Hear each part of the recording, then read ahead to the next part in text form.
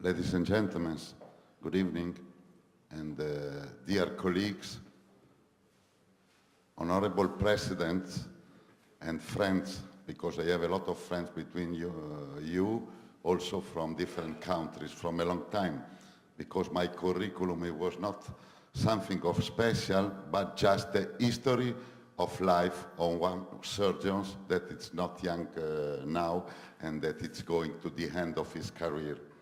Really, this honor that you wanted to give me this evening emotion a lot me, because it was unexpected. I was not member of the International College of Surgeons, and when my friend Diageo Ravo was calling me, I said, but why and why to me? And it's an honor really and an emotion, because every time that some people can recognize that you have a role in the history of teaching and in evolution of our loving activity that is surgery, it's something that pay every suffering moment of our life that sometimes offer to us strong moments that we know perfectly, all of us. And thanks a lot again.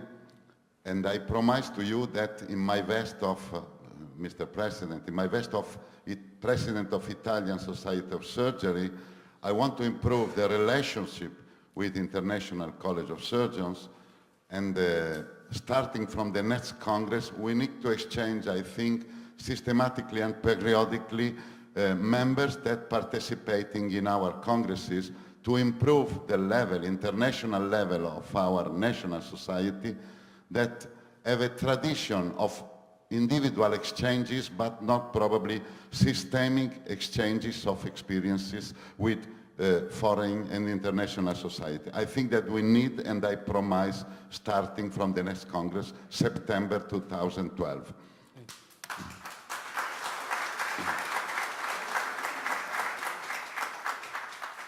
And we know that the surgery in the last 20 years had an incredible and unbelievable evolution, thanks and on the field of new technologies that have changed completely our vision and our way to practice surgery in the world.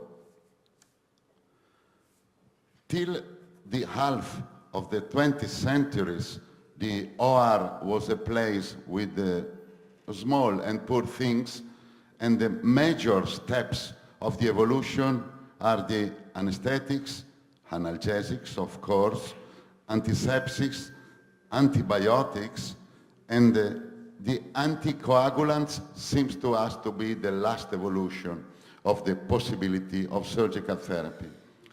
And all of you knows perfectly these words of George Snell in 1957, we can surely never hope to see the craft of surgery made much more perfect than it is today.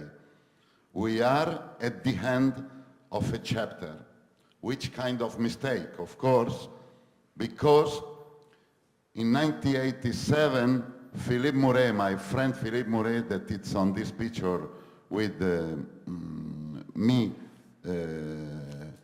unfortunately was disappearing, this extraordinary pioneer 2 years ago, was presenting and publishing the first laparoscopic cholecystectomy. And the history was never the same, as was changing everything in our life, in the life of our patients. Was the starting of the concept of minimally invasive surgery. And minimally invasive surgery was changing the attitude of the surgeon to put his hand inside the abdominal and thoracic cavity, and the instruments of endoscopy are coming strongly in our routinary activity. And minimally invasive surgery in 20 years make other steps of evolution, because from laparoscopy we are going to natural orifice transluminal endoscopic surgery, and then in the last 2-3 years, we are running on the single incision laparoscopic surgery.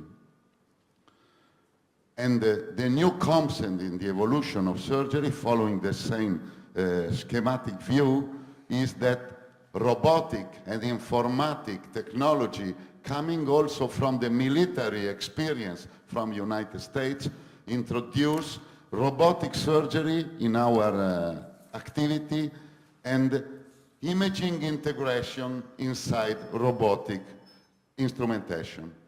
And robotics is today in our OR very diffuse in our country. I think that Italy is probably the country with the major relationship between robotics institution and number of inhabitants, more than United States.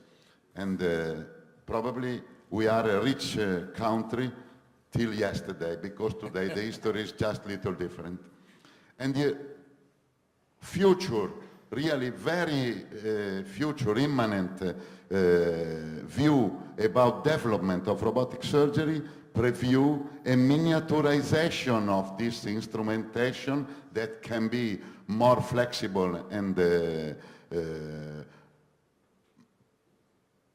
really very little volume, able to plan the operation before the operation, to have some steps of complete automation that it's not till today, and to give us what doesn't exist today, some kind of tactile feedback that change completely also the activity of robotic surgeons.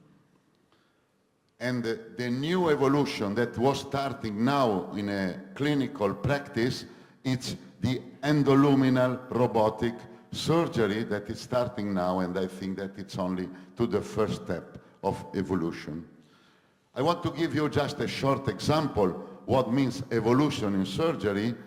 We are starting from sutureless surgery of the neck, nothing, no suture in the only instrument that it's able to coagulate and divide the tissues, passing through the minimal invasive video assisted thyroidectomy, small incision and micro camera inside.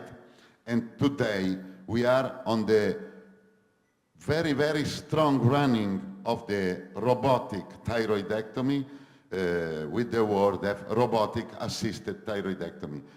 You know that in Italy today we have the major experience in Europe about this surgery, and we are growing the number of centers that are doing routinely or quite routinely this surgery with the right indications. We are now also creating a European register of this surgery to be able to collect quickly a big number of experiences to define if this surgery is candidate to become a new gold standard or not. And it was a dream 10 days ago to be able to improve the surgery patient distance. All of you remember the big event from New York to Strasbourg by Jacques Marescot, experiment of telesurgery mediated by robotics. I think that we have technology today to do routinely, but the economic interest in the world is not so strong, and for this reason this experiment was only one, but I'm sure that in the future, especially for poor or difficult countries, can be possible for us to assist operating from our hospital or from our OR to long distance safely, really. And new kind of surgery after the robotics are coming on the field, because we are speaking now about micro-nano robotics. Fetal endouterine surgery, it's a reality. Endoluminal surgery is running, and we are thinking about cellular surgery, modifying the cells by microscopic surgery for the future. And of the future, it's another thing compared with today. What are the technologies that today can be integrated in our instruments to improve a lot of our possibilities? visualization of the imaging of the pathology and of human organs is always 3D today in our OR. It's possible to plan exactly every step of the operation, integrating imaging by robotics, and probably it's possible in the next future to plan the full operation activity and to give to the robotic equipment to go alone to realize probably a perfect operation. What about the training that all the actual generation of surgeons, especially young people, need on these new technologies following this strong and sometimes crazy evolution? A lot of surgical societies in the world try to define what are the guidelines of the training. And SAGES was defining in 1997 and updating in 2010 some guidelines. The training should be done during the postgraduate course. Of course, university is the first place where the surgeon must learn surgery. The training should include a defined number of basic laparoscopic procedures. The way to teach surgery is to let the young people to do personally surgery, safely of course, and the performance of advanced laparoscopic procedures is conditioned of course by the number of patients that we have for this activity, and we need to have flexibility to identify the specific attitudes of the surgeons, the same way when the surgery was only open surgery.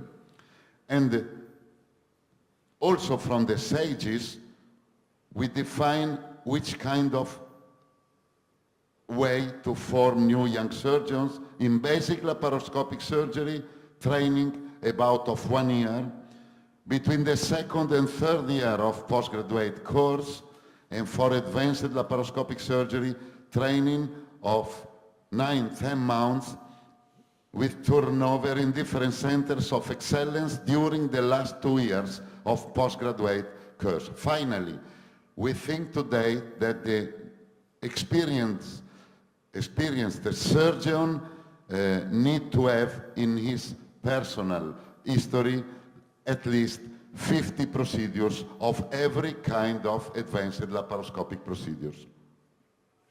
This is not important, I doesn't want to take a long time. In the last 5 years around the world, the formation, the teaching of new technologies, also of mini-invasive surgery, on the cadaver is growing.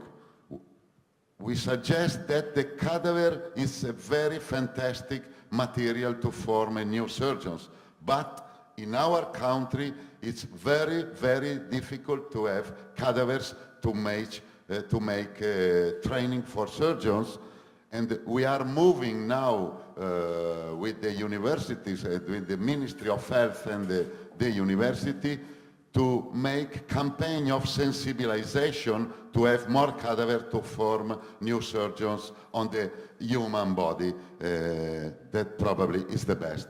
And what is the surgical training in Europe? It's the same, following the guidelines of the SAGES, for example, but it's not enough. We think that probably the technology that offered to us so big chance and challenge on practical surgical activity can help us also on the formation activity. We have technologies like plane flying simulators that offer to us possibility to train a lot of young surgeons without any danger and with a low cost. But the instrumentation costs a lot, and probably we need to evolve more this kind of instruments, but we have not enough investment on the market till today. And technology exists because we know perfectly that on aviation, every hour of time for a pilot passed to the flying simulator is considered the same of an hour of real fly with every kind of plane. And for this reason, we need to translate technology from flying simulator to the teaching of new surgeons. Today, the number of legal problems for the surgeons in Italy is so high that we need to reduce this possibility using every kind of possibilities to form safely new surgeons. It's not acceptable today what we are reading on some papers that the learning curve of every kind of new operation have a higher mortality and morbidity during the learning curve, because any patient can accept today to be part of the learning curve if this declaration responds to the reality. And also for the robotic surgery, I don't want to come to the details, we need a special training, not only to maneuver a robotic device on the human body, but also to be able to know perfectly the technology of the robot. And we have necessity of different training on machine and on surgery with robotic equipment. Who is the surgeon that we need for the future? Is our residency program ready for the Y generation? That is the new generation that we have in front of us. Generation Y has been affected by globalization. We need to create surgeons able to go around the world because probably we have not enough place of job in our countries till now. Diversification of the specialty and terrorism and international crisis need to create new kind of surgeons, speaking languages and able to adapt himself to every kind of foreign realities. And some kind we need of universal surgeon. And Y generation desire to impact the world and give back to their communities and demand immediate access to leadership. We need to reduce the time of formation of the surgeons. And what about Italy? This is a published paper of an important academic surgeons, especially on the field of pancreatic surgery. Italian postgraduate educational system is historically linked to an academic model that privileged the field of knowledge rather than ability to perform. It's an old model.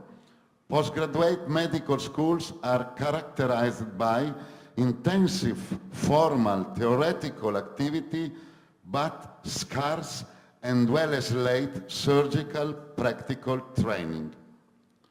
Surgical training institutions have not yet adapted their programs to this technique and to this evolution, while industry or other non-academic institutions have rapidly organized many hand-on courses around the world and not only in Italy. We need to report the formation on the field of formal history, and this is our objective for the future that we can join probably easily if we are going together to this goal. Thanks a lot for your attention.